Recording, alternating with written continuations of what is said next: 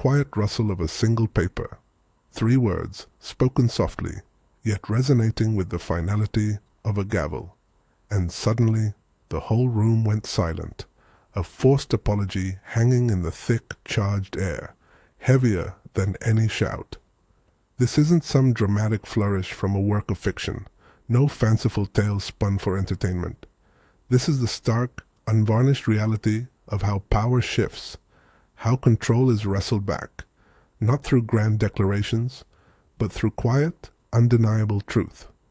In 24 hours, accountability finds its way to the family dinner table, not with the volatile chaos of shouting matches or tearful accusations, but with a simple, deliberate deed and the clear, unshakable establishment of a boundary. It is a lesson in reclaiming space, dignity, and self-possession, executed with the precision of a master strategist.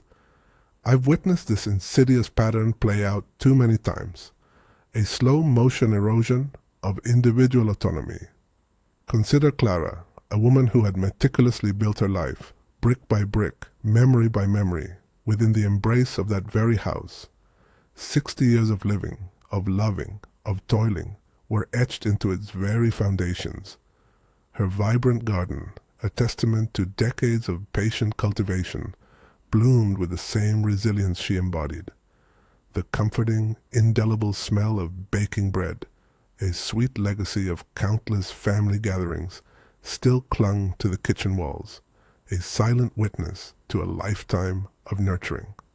But lately, an unsettling change had begun to creep in, subtly at first, then with an escalating audacity. Her son, Mark, and his wife, Sarah, had started to treat it not as Clara's sanctuary, but as an extension of their own burgeoning domain. It began with seemingly minor infringements, a new, unfamiliar lock appearing on the pantry door, a sudden, unconsulted renovation to update the living room's decor, stripping away decades of Clara's carefully chosen comforts without so much as a discussion. Then came the casual mentions, growing bolder with each passing week, of inviting their friends to stay in her guest room, a room Clara still actively used for her intricate sewing projects, a personal space now implicitly designated for others. Each instance, a tiny, almost imperceptible chipping away at the bedrock of her ownership and personal space. They'd started small, testing the waters of her passive resistance, then grew progressively bolder, emboldened by her initial hesitations and the polite discomfort she felt in confronting them directly. "Mom, you don't really need that space anymore, do you? It's just collecting dust." The words, cloaked in feigned concern, were a thinly veiled claim. Then, more overtly, "Grandma, you're getting forgetful. We'll handle the bills for you. It's too much for you to manage." Each comment, delivered with an air of benevolent authority, was a tiny, corrosive chip at her autonomy, a calculated assault on her dignity. Clara, feeling the heat of injustice, would try to push back, her voice often rising in frustration, a natural human response to being undermined. But her frustration was invariably met with a patronizing pat on the hand, a gesture designed to infantilize and dismiss. There, Mom. You're just emotional." Or even worse, the dismissive wave of a hand, a nonverbal gesture that spoke volumes of their contempt for her feelings and intellect. "It's for your own good, you know." The implication was clear. Her emotional state rendered her incapable of rational thought, making their intervention not just helpful, but necessary. This, then, is the common and most detrimental mistake often made in such scenarios: engaging on their terms, allowing emotion to cloud the clear, strategic path to resolution. Clara, caught in the emotional whirlwind of betrayal and frustration, felt herself shrinking, day by day, becoming a mere guest in her own home, a visitor in the very space she had cultivated for a lifetime. Her opinions, once valued, were now summarily dismissed as the ramblings of an old woman, her wisdom rendered irrelevant by their ageist assumptions. She'd tried arguing, attempting to appeal to their sense of familial obligation and respect. She'd tried pleading, hoping to awaken some dormant empathy within them. Yet each attempt only served to fuel their condescension, validating their preconceived notions of a diminished capacity, their ageist assumptions, their quiet, pervasive bias disguised as a care and concern, was costing her dearly, costing her peace of mind, costing her fundamental control over her own life. This slow, insidious erosion, meticulously disguised as genuine concern for her well-being, was, in its essence, a form of emotional and psychological abuse, stripping her of her identity piece by piece. But Clara was not just an old woman, a fragile relic of a bygone era. Beneath the surface of her polite resistance lay the hardened steel of a survivor, the quiet determination of a builder, a subtle yet formidable force, forged in a life lived fully and independently. She had overcome challenges that would have crushed lesser spirits, built a home, raised a family, navigated a world that rarely offered easy paths. She carried within her the quiet wisdom of experience, a deep well of resilience that had yet to be fully tapped. The time had come, she decided, for the house itself to speak, to become the irrefutable voice of her rightful ownership. The turning point, a seemingly innocuous event, arrived with the Daily Mail. Among the usual circulars and bills, nestled conspicuously, was a letter from the bank, clearly addressed to Hare, detailing an upcoming property tax increase. Mark, ever vigilant in his self-appointed role as her financial overseer, had intercepted it, a habitual breach of her privacy she had come to reluctantly accept. Later that day, he casually informed her, his voice dripping with an almost saccharine reassurance. "Don't worry, Mom. We've taken care of it. Just a little formality. Just sign here. It's for a new joint account. So much easier for us to manage things for you, you know." He pushed a form across the dining table, the crisp paper stark against the polished wood, his pen hovering expectantly above the signature line. Clara looked at the blank space where her name was meant to authorize this latest encroachment. And in that precise moment, a moment charged with a sudden, searing clarity, she saw beyond the placid veneer of convenience. This wasn't about simplifying her life. This was about absolute control. This was about systematically erasing her, dissolving her legal identity into theirs, leaving her utterly dependent and disempowered. The realization struck her with the force of a physical blow, yet it also brought an ice-cold calm. She excused herself with a quiet, almost murmured, "I need my glasses," a plausible pretense designed to mask the sudden, fierce resolve that had ignited within her. She walked not to her bedroom, where Mark and Sarah might easily follow, but to her small home office, a space they rarely entered, dismissively considering it cluttered, and therefore beneath their notice.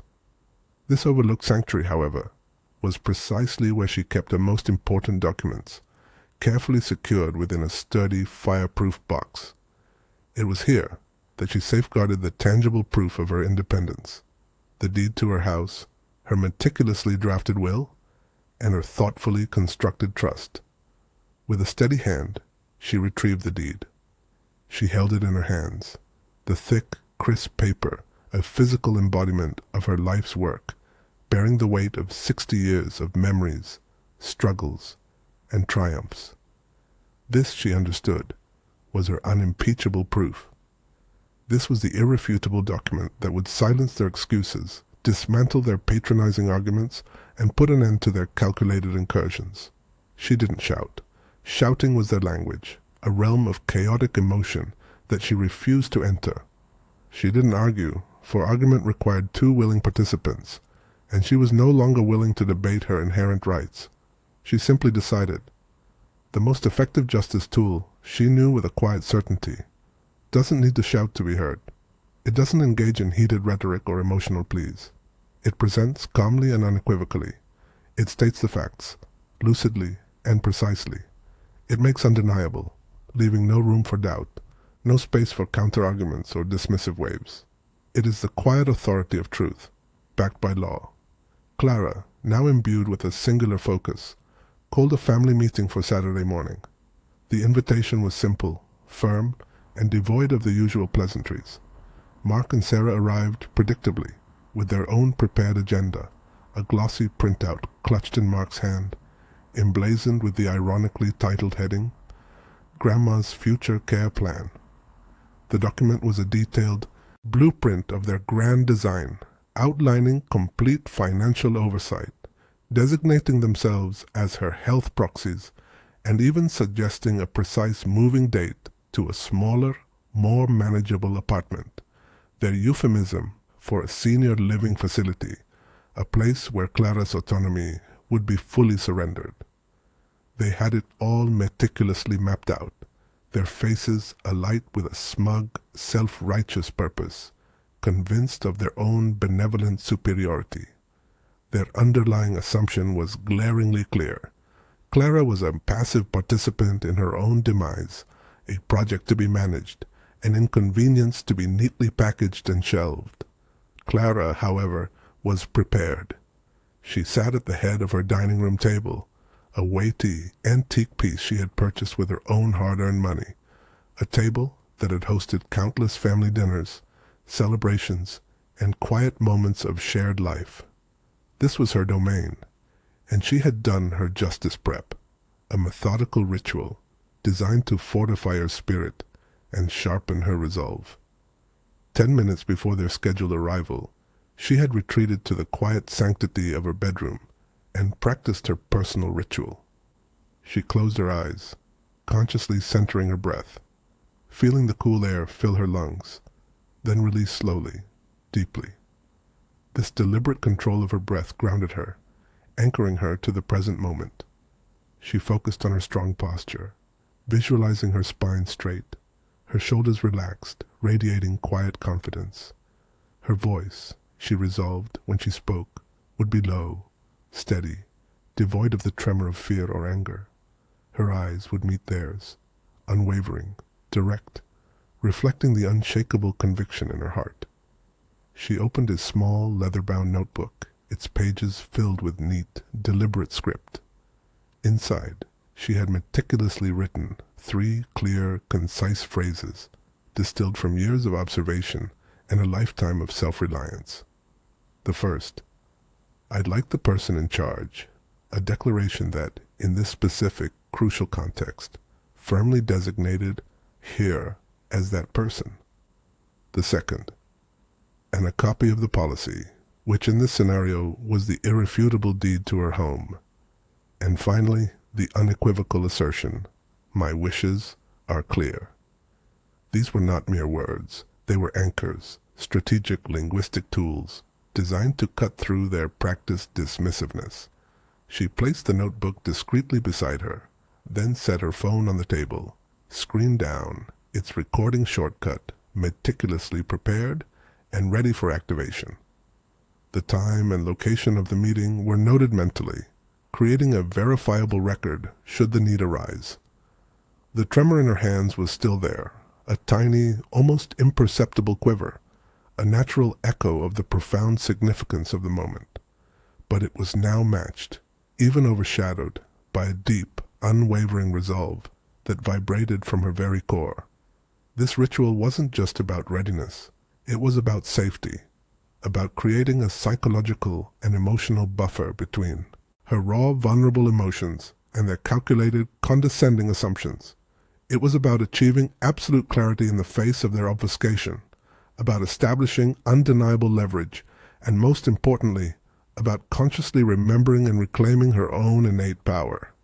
Mark, oblivious to the quiet storm brewing beneath Clara's serene exterior, began the meeting with a practice performance, reading from his printout, his voice oozing a sickly sweet, false concern. "Mom, we know you only want what's best for yourself, and we do too.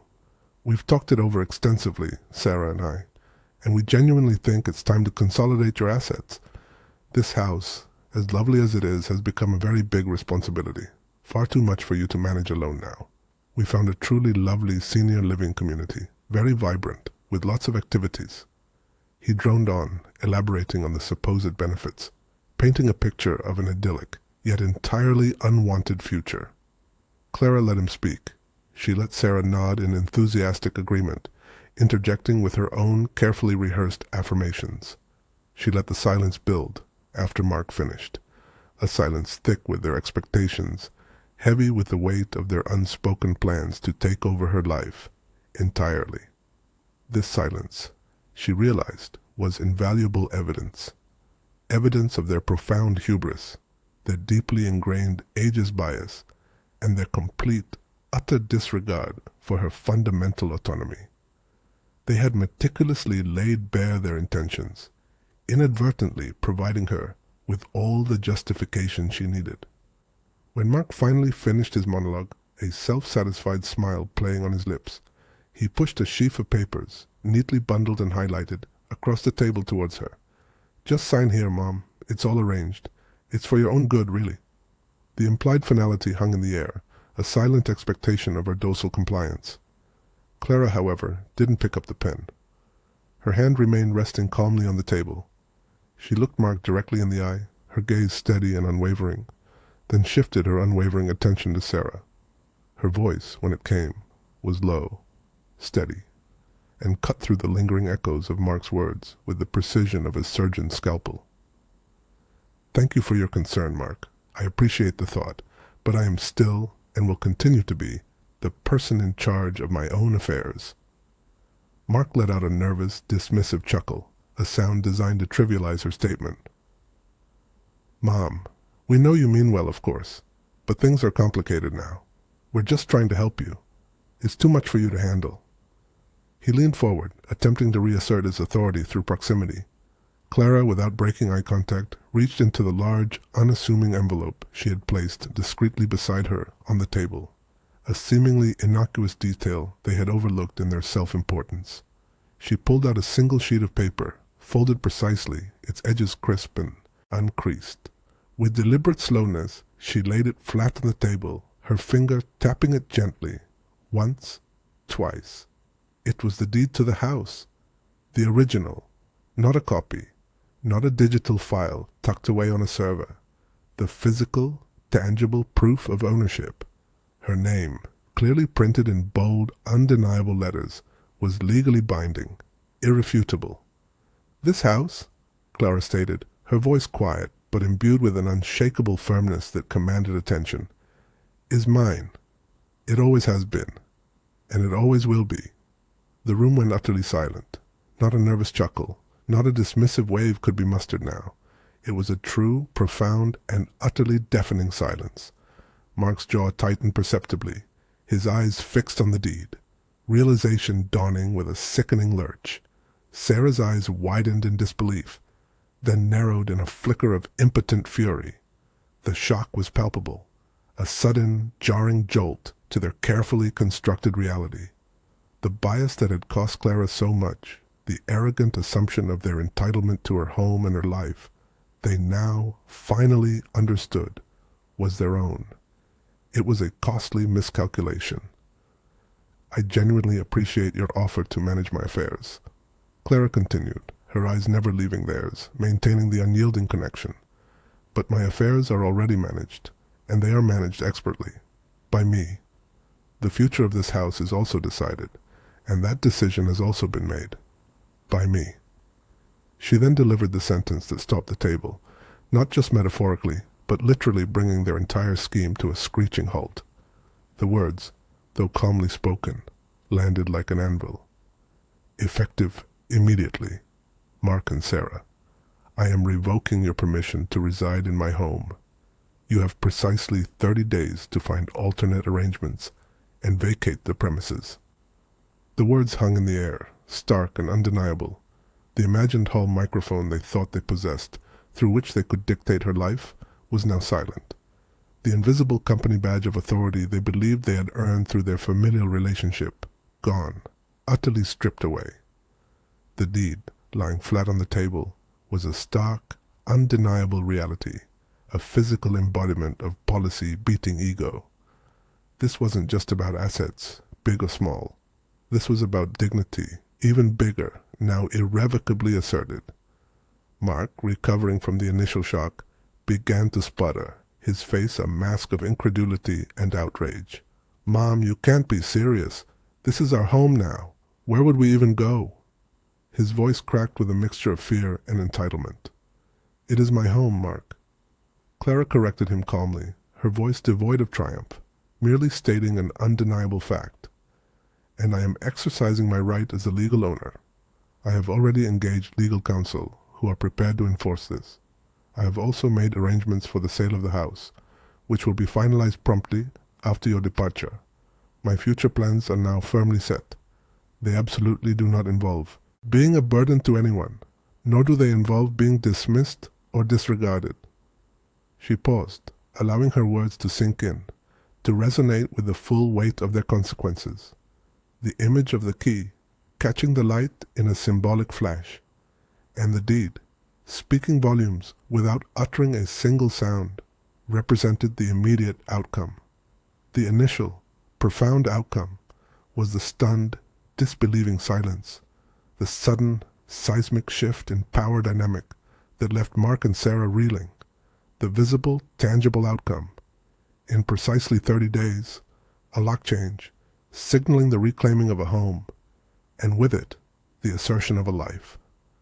This wasn't about vengeance, a petty desire to inflict pain.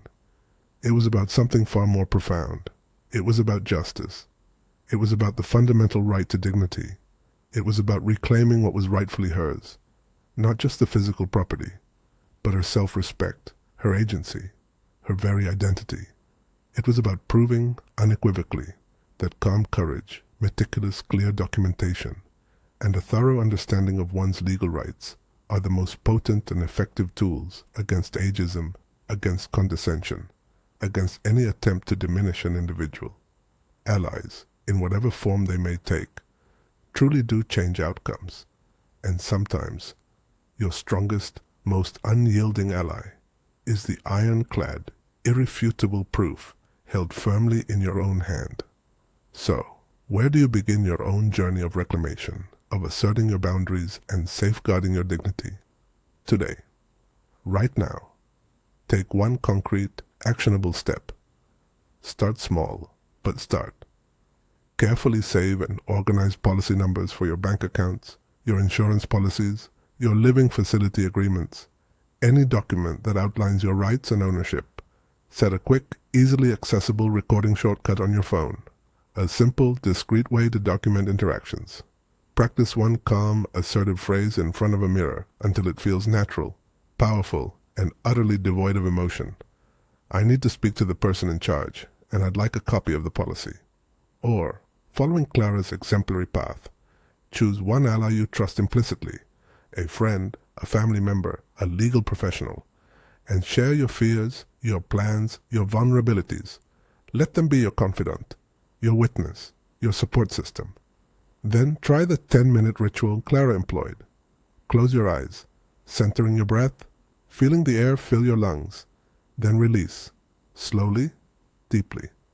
Focus on cultivating a strong, grounded posture, spine straight, shoulders relaxed. Practice speaking in a low, steady voice.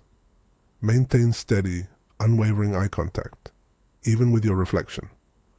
Open a small notebook or digital file with the specific policy, rule, or legal document you intend to cite, the precise facts you will present. Be ready. Your dignity is absolutely non-negotiable. Your competence is not and never will be up for debate.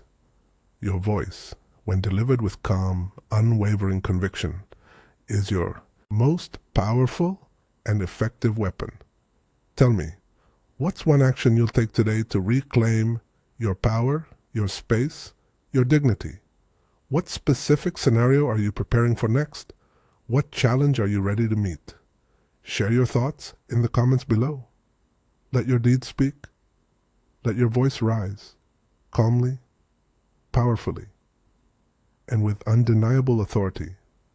Character count, 10,179, within 90,000 and 110,000 characters.